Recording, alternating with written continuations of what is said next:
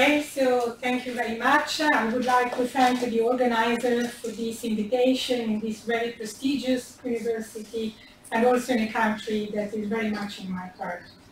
I would like to share with you today some experiences that we developed at the Politecnico di Milano in an interdisciplinary team of engineers, planners, social scientists, computer scientists trying to develop some understanding and also some tools for managing complex disasters.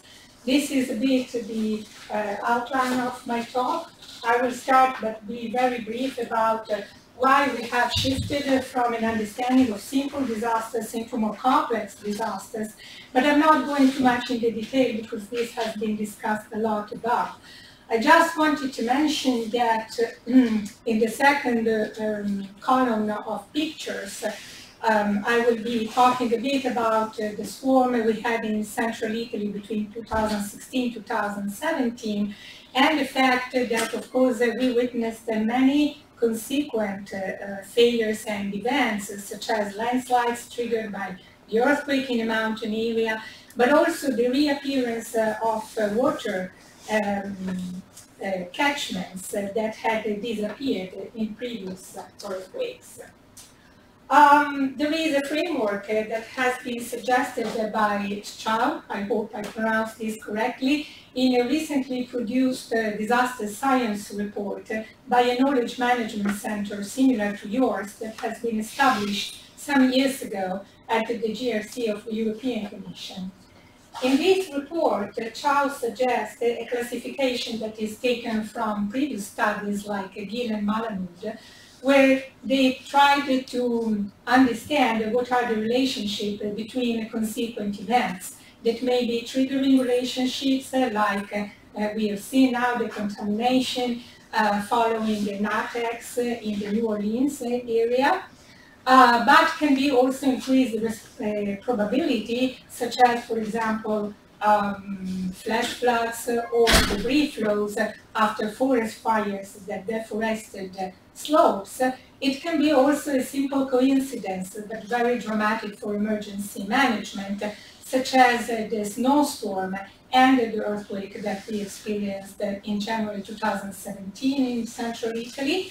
And I try to add also the idea that we have some events like volcanic eruptions that can be multi-hazard by themselves, so posing many problems and impacts due to very different phenomena such as lava flows, pyroclastic density currents, ash falls, lahars.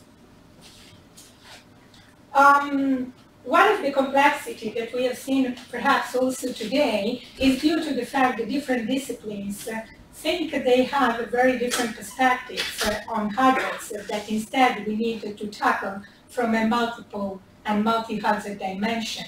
So when we are talking, for example, with seismic engineers, they usually use vulnerability fragility curves, but when we are talking with volcanologists or with hydraulic engineers, they used to use the term damage curves, but they actually refer to very similar model. We may have some multiple risks, not only in highly urbanized areas, in metropolitan areas, but also in more remote places that seem like more rural. Like, for example, in the central Italy case, this is one of the communities that has been affected by the swarm and had been already affected by the 2009 earthquake of L'Aquila. And in that case, we have a complex system of 3 dams that actually threaten some of the hamlets that are below. Of course, when we turn into the impacted systems, we need to consider that multi-risk doesn't only mean that we have connected events, but we have ripple effects in economy and society, has been discussed a lot today. We had investigated those aspects of interrelated vulnerabilities in previous projects. And more recently, thanks to a DG ECHO European Commission fund, we wanted to dig a little bit more into the chain of damages and failures that we may we may sense, we may suffer in a given event.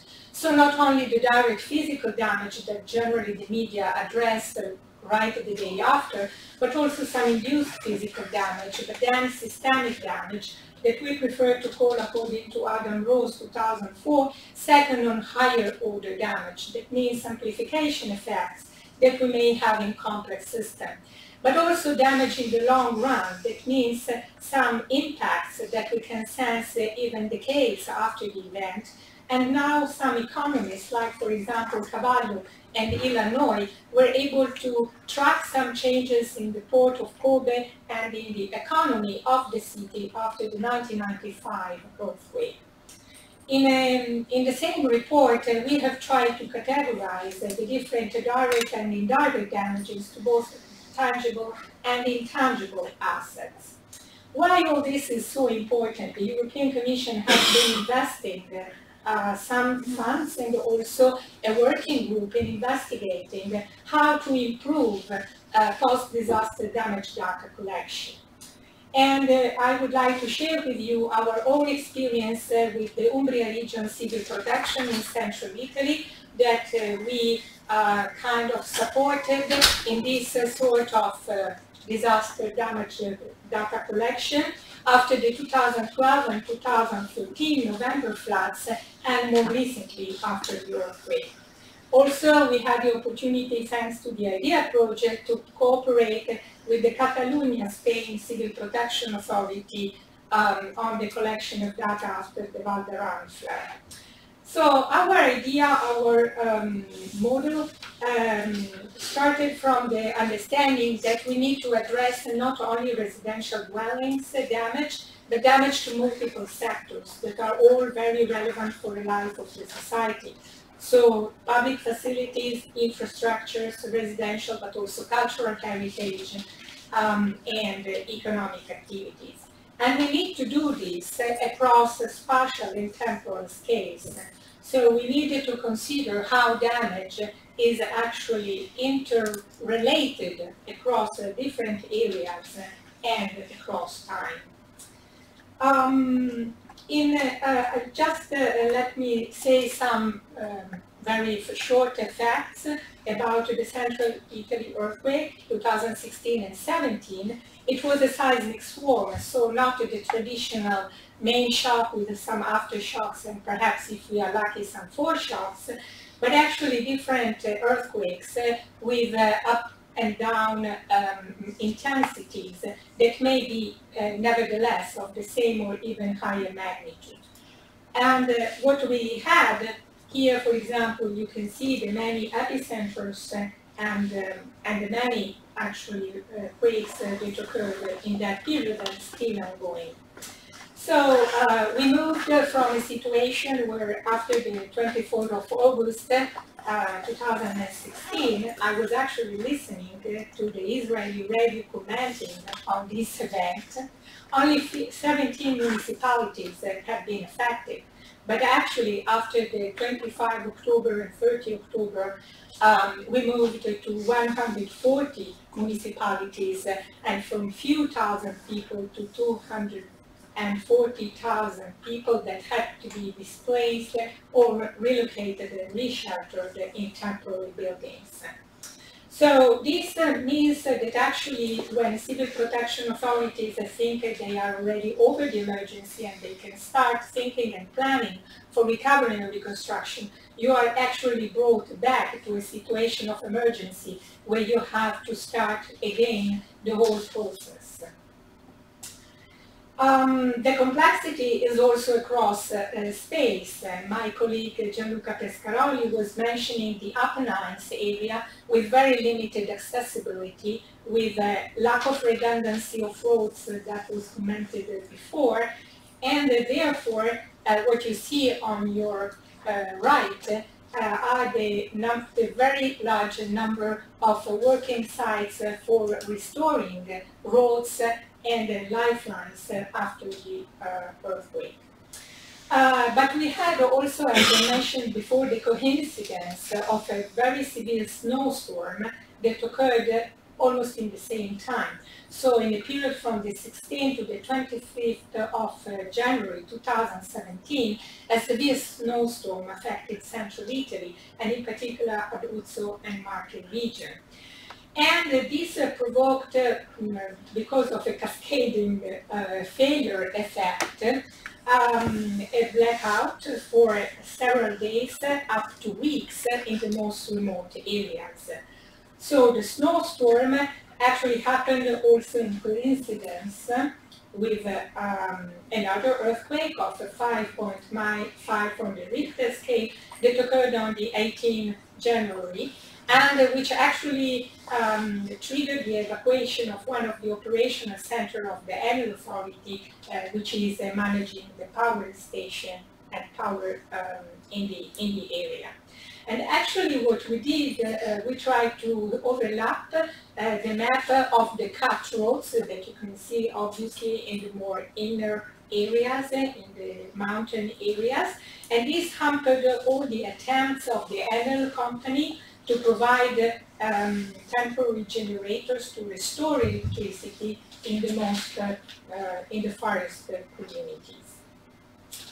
Now, how all this can be relevant and how we can interconnect all this to have an explanation of the causes of the damage. So one of the usages of disaster data that were proposed also in the reports that I showed before of the European Commission is forensic investigation, that of course brings us back to the idea of engineering and geology experts that are working in the court, in the tribunal, to help the judge in understanding the mechanisms that are behind the damage. And of course in the civil aviation, but also in the chemical and nuclear industry, there is a lot of work on accident analysis to understand what is the chain of the failures that is leading to a top accident. More recently, there are some attempts that have been drawn by the IRDR for the forensic investigation of disasters from a more social and political perspective, to look at the root causes and also the drivers of risk, as we have seen in the previous talk, that is poverty, inequity, and difficulty in accessing services and also insurance. And as for insurance, there is an interesting attempt that has been made by Zurich in order to better understand how to cover premium after the disasters with the PERC manual. We have come to our own proposal of a forensic investigation of disasters, trying to use all this data in order to understand what are the main causes. So if we are talking more about the hazard severity, the physical or systemic vulnerability, the resilience or the lack of.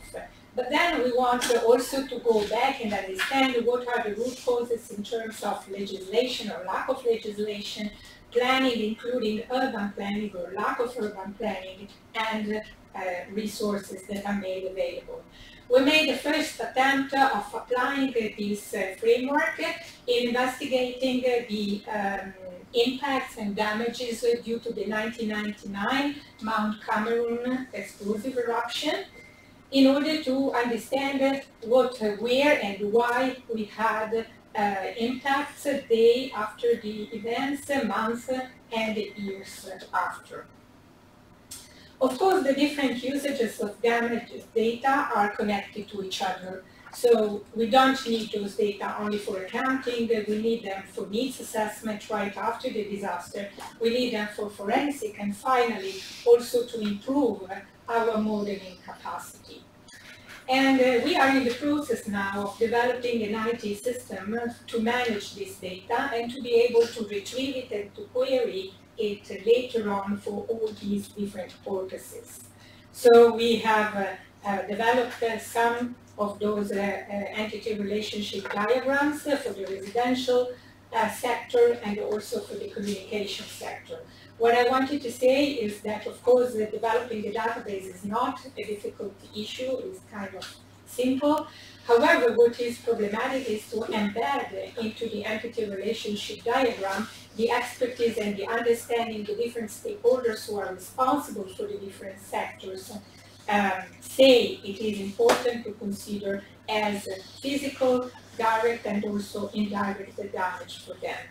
And why we do all this? Of course, we do all this because we wanted to provide guidance for prevention or for post-disaster management. In this respect, forensic investigation helped to develop the seismic microzonation guidelines that have been applied in the 140 municipalities to help urban planning in defining where to restart and where to rebuild and how to rebuild. But it can provide also guidance for emergency planners. And this is an example of a scenario approach that had been applied in a previous project on the Vesuvio area in Naples. What are the challenges ahead, we think, in multi-risk and complex disaster management? One issue is the fact that perhaps we can consider that a big crisis, a big event is also made of small and smaller events, smaller crises, and of course if we are not able to tackle those minor crises, we want to be able to tackle the larger one. This requires the cooperation of many organizations, as we know, and generally those organizations are not always working together, but they meet mainly during this large emergency. And I would like to draw the attention, as was the previous very inspiring talk, not only to crisis management itself, but also to the recovery process. This gray area, that gray period between the end of the emergency and the full reconstruction. And to remind us of an important and inspiring article of Louis Comfort, who is talking about the main challenges of crisis management, but also, we can say, of recovery. And among them, of course, cognition, being able to understand what's going on, what are the main problems in a specific context, is very much led and supported by our understanding and knowledge of the past. And well, I changed my presentation at the very end after the first questions that were made to Gianluca Pescaroli. And I wanted to say that interdisciplinary work is very challenging and very difficult.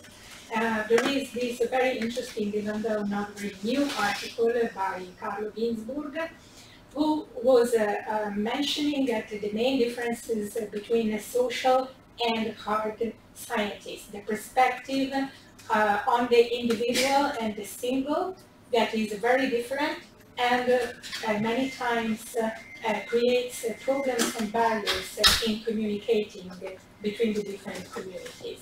But of course, this, I guess, has to be done in order to improve our capacity to embed and incorporate also qualitative dimensions that are sometimes very important and very relevant in a specific context. Thank you very much for your Fascinating, the communication gaps between disciplines or among disciplines and between practitioners and researchers were one of the knowledge gaps that came out of all of the reports. Questions? Dan? Thank you very much for a very wide-ranging review of lots of different pieces of work. My question is, can you perhaps say a few words on what you focused on was really multi-sectoral risk analysis and multi-hazard kind of events. The question is, does a multi-hazard event necessarily have to be cascading on them? Because cascading implies, of course, some kind of time sequence. And without time, you know, these things can be modeled very easily in a standard input-output framework where you shock one element in a square matrix, look at how it ripples through to all the other places or sectors. But once you have time in there, everything becomes different. So my question is, where is time? Are multi-risk assessments really cascading if they don't take time into consideration? Okay, I'm not really sure that I understood the question, but I will try to give an answer. So our point in considering time aspect is the fact that damage does not only propagate in the sense that it becomes larger perhaps, or that it becomes different, but also the fact that you have a sort of enchained effect among damages. So the idea is that the physical damage is actually triggering the unserviceability of some sectors like power or like the accessibility to hospitals. And this creates even a second order damage that you can grasp only sometimes later and is very important for emergency purposes. But then there is some types of damages, for example, to the business sector that you can grasp and understand also months later. So in our experience, for example, in the Umbria region, we went there several times. So we went there right after the flood. We interviewed many people. We went and surveyed the damage on site, from a technical point of view. But then we returned also 1 year later to see what was the economic condition of the same firm, if they had recovered or not, and how long did it take to recover fully, 100% after the flood. So the idea of time in this respect is not only concentrated on the time of the event itself, but also looking at its consequences in a given economy, for example.